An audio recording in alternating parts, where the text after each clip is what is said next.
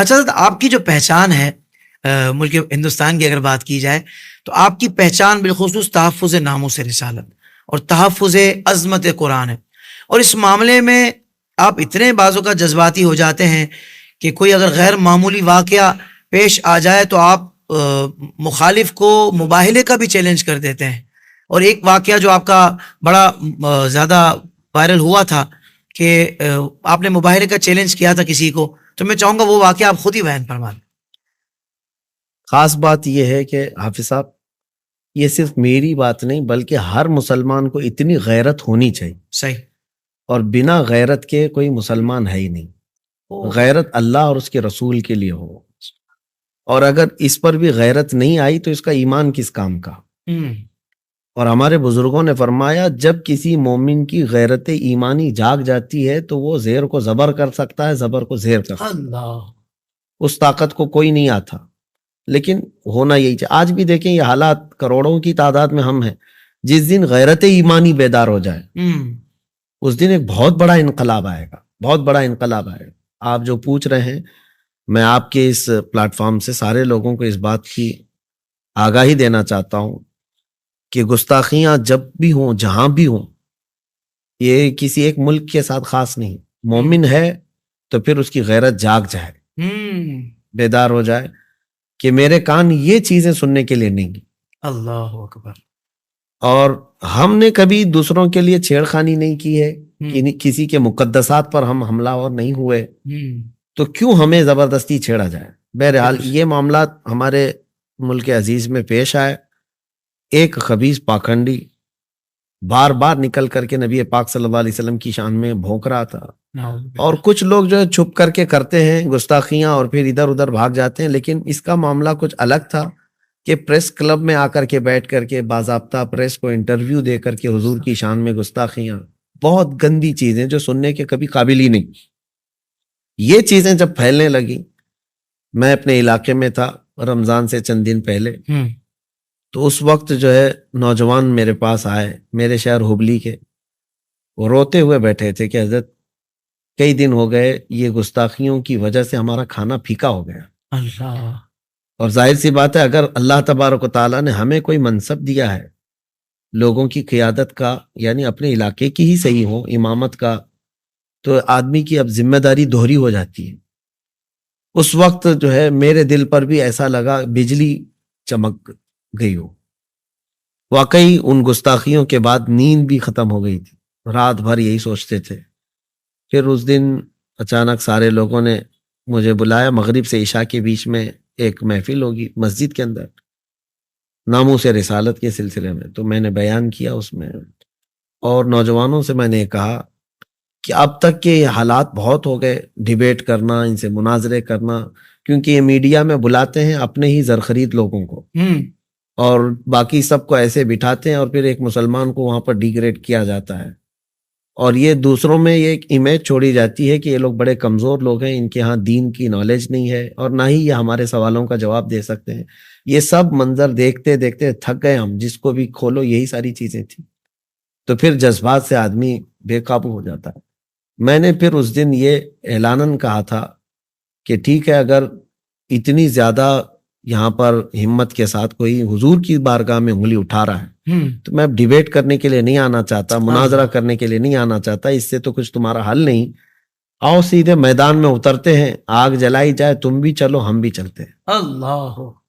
یہ ہمارے جذبات تھے، یہ بھی کوئی پری پلان نہیں تھا، منصوبہ نہیں تھا. اس وقت جو ہے میں بتا نہیں سکتا کہ کیا کیفیت تھی ہمارے اوپر، اور سارے مجمع میں جتنے بیٹھے تھے سب رو بھی رہے تھے. اور میں نے اس وقت جو غصے میں کہا تھا، جذبات تھے لیکن وہ حق تھے. اگر اتنے جذبات نہیں ہیں تو پھر میں سمجھتا ہوں کہ مسلمان کس کام کا ہے. اللہ. اب یہ بات پہنچ گئی، اور اس خبیث کافر کی طرف سے پھر جواب بھی آیا. یہ سلسلہ چلتا رہا ہندوستان میں، اور پھر اس نے یہ ہم کو چیلنج کیا کہ میں دلی آ رہا ہوں. ڈیٹ بھی اعلان کر دیا کہ دلی کی جامع مسجد آؤں گا. تو اس طرح کے بہت سارے لوگ ادھر ادھر بیٹھ کر کے بھونکتے ہیں. تو میں نے وہ ڈیٹ بھی نوٹ کیا، اور اس کے بعد پورا سوشل میڈیا پر میں نے ڈال بھی دیا کہ میں اس تاریخ کو پہنچ رہا ہوں، ایسا نہیں کہ چھپ کر کے جائیں گے. اور الحمدللہ وہ 17 جون کی تاریخ تھی، میں دلی کی جامع مسجد پہنچ بھی گیا. واہ.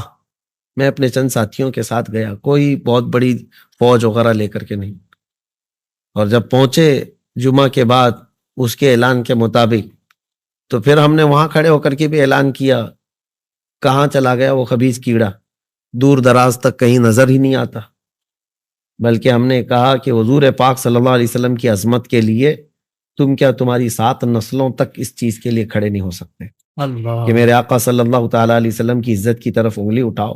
وہ کہتا تھا کہ میں حقیقت بتاؤں گا، سچائی بتاؤں گا، نہیں آ سکا. تو یہ معاملات جو ہوئے تھے، میں یہ بتانا چاہتا ہوں کہ ہمیشہ اس بات کا ہمارے نوجوانوں کو بھی خیال رکھنا چاہیے کہ میرا دین سچا ہے، میرے نبی پاک صلی اللہ تعالیٰ علیہ وسلم کے اخلاق سب سے عالی ہیں. سبحان اللہ. تو پھر خوف کس بات کا، ڈر کس بات کا؟ خوف نہ رکھ رضا ذرا، تو ہے عبد مصطفیٰ، تیرے لیے امان ہے، تیرے لیے امان ہے. اللہ. تھریٹس ملی ہوں گی آپ کو، اس پر دھمکیاں ملی ہوں گی؟ یہ ساری چیزیں تو چلتی رہیں، بلکہ ہمارے اوپر کافی ایپیسوڈ بھی بنائے گئے. اچھا. ہم کو یہ کہا بھی گیا کہ یہ ہندوستان کا سب سے بڑا آتنکوادی کھلے عام گھوم رہا ہے، فلاں ہے، چینلز میں کہے جا رہے تھے. ہمیں اس کی پرواہ نہیں، کیونکہ ہم کسی سے اپنے دین کی، اپنے ایمان کی اور اپنے سچے ہونے کی سرٹیفکیٹ لینا نہیں چاہتے. میرا رب راضی ہے، رسول راضی ہے، کافی ہے. سبحان اللہ. تو حضرت بالخصوص ہندوستان کی اگر بات کی جائے تو شاعر اسلام کے تحفظ کے لیے، یعنی شاعر اسلام کے تحفظ کو یقینی بنانے کے لیے ایک مسلمان کی کیا ذمہ داری ہے، انفرادی طور پر بھی اور اجتماعی طور پر بھی؟ میں چاہتا ہوں کہ ضرور اس پر کلام فرمائیں. دیکھیں، صرف ہمارے اس ہندوستان کی ہی خصوصیت نہیں، پورے عالم اسلام کی بات میں کر رہا ہوں. بالکل ٹھیک. ناموس رسالت کا جو مسئلہ ہے، حضور پاک صلی اللہ تعالیٰ علیہ وسلم کی عزت کی حفاظت، اب ہر جگہ میں دیکھ رہا ہوں نوجوانوں میں بیداری تو آئی ہے اور نعرے بھی لگاتے ہیں، جذباتی بھی ہوتے ہیں، حضور کے نام پر محبت ہے، سب سیکھیں. لیکن آپ جو کہہ رہے ہیں شعائر اسلام، یعنی خود میرے آقا صلی اللہ علیہ وسلم کی سنتوں کی حفاظت. اب میں ہر جگہ کی بات یہ کہنا چاہتا ہوں، صرف ہندوستان کی نہیں. صحیح. حفاظت جب تک نوجوان عملی میدان میں خود نہیں آنا چاہے گا، کیسے حفاظت ہوگی؟ تم کسی جلسے میں بیٹھ کر کے نعرے لگا کر کے یہ کہو کہ جو جان مانگے تو جان دے دیں، جو مال مانگو تو مال دے دیں. یہ سب چیزیں تمہاری قربانیاں ٹھیک ہیں، تمہارے جذبات ٹھیک ہیں، لیکن حفاظت جو ہے شاعر اسلام کی تمہارے عمل سے ہوگی. سبحان اللہ. سبحان اللہ. مسجدیں جو ہے صرف اذان دینے سے محفوظ نہیں ہے، بلکہ اس میں نماز بھی پڑھی جانی چاہیے. پریکٹیکل ہونا پڑے گا. پریکٹیکل ہونا پڑے گا. آپ حضور کی عزت کی بات کرتے ہیں، نوجوانوں سے میں کہتا ہوں پھر حضور کے اخلاق کیوں نہیں اپنا لیتے؟ اللہ. حضور کی سنتوں پر کیوں نہیں آتے؟ کیا خوبصورت بات ہے، کیا خوبصورت بات. حضور پاک صلی اللہ تعالیٰ علیہ وسلم کی بارگاہ میں آپ کا عقیدہ بھی یہ ہے کہ حضور کا چہرہ سب سے حسین و جمیل ہے. سبحان اللہ. تو جب حضور کو سب سے زیادہ حسین و جمیل مانتے ہو آپ، تو حضور پاک صلی اللہ تعالی وسلم کی سنت مبارکہ کو کیوں نکال دیتے ہو؟ اللہ اکبر. سب سے حسین چہرہ وہ ہے. یعنی مخالف حضرت یہ دیکھ رہے ہیں کہ سامنے کی طرف صرف دعوے ہیں، عمل نظر نہیں آتا. یہی وجہ ہے، ہماری کمزوری یہی ہے. اور پھر ہمارے درمیان یہ باضابطہ پلاننگ کے ساتھ کیا گیا ہے، برسوں اس پر محنت کی ہے مخالفین اسلام نے کہ اسلامی نوجوانوں کو توڑنے کے لیے ان کو عیاشیاں دے دی جائیں. ہم دیکھ رہے ہیں عرب ملکوں میں تو ایسا ہو چکا ہے. ان کے حالات دیکھ کر کے بڑا افسوس بھی ہوتا ہے کہ ان کا پورا اتنا ماڈرنزم ہے کہ یہ پورے کے پورے امریکہ کے پیچھے، یو کے ان کلچر کو اپنانے میں فخر محسوس کرتے ہیں، جبکہ ہمارے لیے عزت رسول پاک صلی اللہ علیہ وسلم کے قدموں میں ہے. سبحان اللہ. سبحان اللہ. چاہے حضور پاک صلی اللہ تعالی علیہ وسلم کے غلام کسی بھی زمانے میں ہو، چاہے ترقی جتنی بھی ہو جائے، ہماری عزت حضور کے قدموں میں ہے. سبحان اللہ. سبحان اللہ. یہی ہمارے اسلاف نے، ہمارے اکابرین نے ہم کو تعلیم بھی دی ہے. صحابہ بھی اسی بات میں عزت ڈھونڈتے تھے. حضرت عمر کا یہ فرمان کہ مجھے میرے باپ کے نام سے لوگ نہیں پہچانتے، میں خطاب کا بیٹا ہوں جس کو بچپن میں 2 بکریاں سنبھالنی نہیں آتی، لیکن آج 36 لاکھ اسکوائر کلومیٹر پر تنہا عمر کی نگرانی ہے. اس لیے نہیں کہ خطاب کا بیٹا عمر ہے، اس لیے کہ محمد عربی صلی اللہ علیہ وسلم کا غلام عمر ہے. اللہ اکبر. سبحان اللہ. تو یہ ہماری جو زندگیاں ہیں اگر حضور پاک کے نقش قدم پر نہیں آئیں گی، اور پھر آپ کتنے بھی نعرے لگاؤ، اس سے کیا حاصل ہے؟ تو مطلب یہ ہوا حضرت کہ ساری دنیا میں جہاں بھی لوگ اسلامی شاعر کا تحفظ چاہتے ہیں تو سب سے پہلے وہ اپنے گریبان میں دیکھیں، اپنی ذات کو دیکھیں اور یہ غور کریں کہ وہ کتنا حضور کی سنتوں پر عمل کرنے والے ہیں، بالکل حضور کی سیرت طیبہ کے مطابق اپنی زندگی گزار رہے ہیں، بالکل یعنی پریکٹسنگ مسلم بننا ہوگا. بالکل اس کے بعد ہی آپ یوں سمجھ لیں کہ ان کو پہلا جواب تو یہ دیا جائے. آئیڈینٹی جو ہے اپنی برقرار رکھنی بہت ضروری ہے. واہ واہ. ہماری شناخت کو غیروں نے چھین لیا، اب نوجوانوں کی پہچان بھی ختم کر دی گئی ہے. اپنی آئیڈینٹی برقرار رکھو حضور پاک صلی اللہ تعالیٰ علیہ وسلم کی سنتوں کے ساتھ. یہ ایک بہت بڑے ناموس رسالت کی حفاظت کا کردار ہوگا. سبحان اللہ. اور شاعر اسلام اس سے محفوظ ہوں گے. سوشل میڈیا پر اسلام کی صحیح تعلیمات جاننے کے لیے ابھی حافظ سائر قادری کا نیا YouTube channel Islamic digital studio subscribe کر لیں، اور ہاں نوٹیفیکیشن بیل آئیکن کو بھی پریس کر لیں تاکہ ہماری نئی ویڈیوز آپ تک بر وقت پہنچ سکیں.